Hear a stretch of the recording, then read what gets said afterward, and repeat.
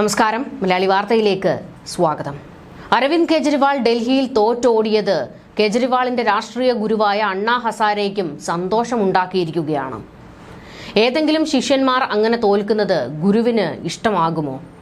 ഒരിക്കലുമില്ല. പക്ഷേ അണ്ണാ ഹസാരെ ഈ തോൽവിയിൽ കൈയടിക്കുകയാണ്. അതിന് കാരണവുമുണ്ട്. വോട്ട് ചെയ്ത് അധികാരത്തിൽ എത്തിച്ചവരെ കെജ്രിവാൾ പറ്റിച്ചു എന്നാണ് അണ്ണാ ഹസാരെ പറഞ്ഞു വെക്കുന്നത്. പണം കണ്ടപ്പോൾ കെജ്രിവാളിന്റെ കണ്ണ് മഞ്ഞളിച്ചു. മദ്യത്തിന്റെ ഒഴുക്കിലൂടെ പണം പെട്ടിയിൽ എത്തിക്കാമെന്ന് കെജ്രിവാൾ മനസ്സിലാക്കി. അതാണ് തോൽവിയുടെ കാരണം.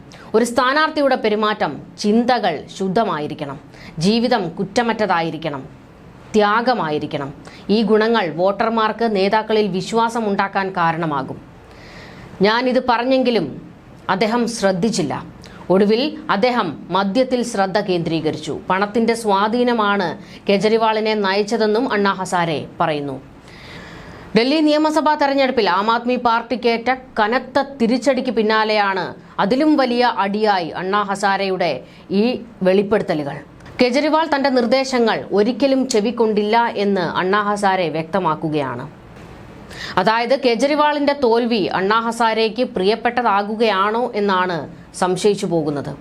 ഡൽഹിയിൽ രാഷ്ട്രീയവുമായി സജീവമായതിനു ശേഷം കെജ്രിവാൾ തന്റെ രാഷ്ട്രീയ ഗുരുവായ അണ്ണാ ഹസാരയെ കാണുക പോലും ചെയ്തിട്ടില്ല. ഡൽഹി മുഖ്യമന്ത്രി സ്ഥാനം ജയിലിൽ നിന്നും ജാമ്യത്തിൽ ഇറങ്ങിയ ശേഷം അരവിന്ദ് കെജ്രിവാൾ രാജിവെച്ചിരുന്നു.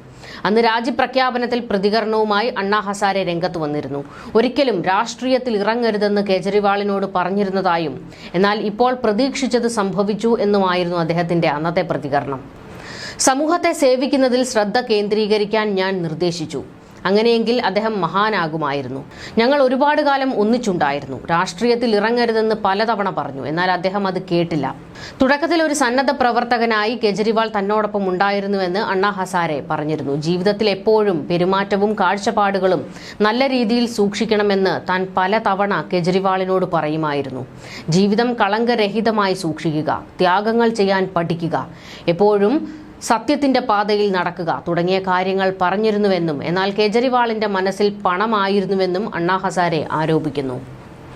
മുൻ IPS ഉദ്യോഗസ്ഥയായ കിരൺ ബേദിയും മറ്റുള്ളവരും കെജ്രിവാളിനോടൊപ്പം ഉണ്ടായിരുന്നുവെന്നും അവർ അണ്ണാക്കി പാഠശാല സംരംഭങ്ങൾ ആരംഭിച്ചുവെന്നും അണ്ണാ ഹസാരെ ചൂണ്ടിക്കാട്ടിയിരുന്നു.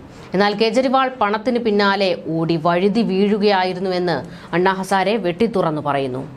അങ്ങനെ കെജ്രിവാൾ പൂർണ്ണമായും ഇപ്പോൾ തകർന്നടിഞ്ഞിരിക്കുകയാണ്. തന്റെ രാഷ്ട്രീയ ഗുരു പോലും അദ്ദേഹത്തെ പൂർണ്ണമായും തള്ളിക്കളയുന്നു. ന്യൂസ് ഡെസ്ക്, മലയാളി വാർത്ത.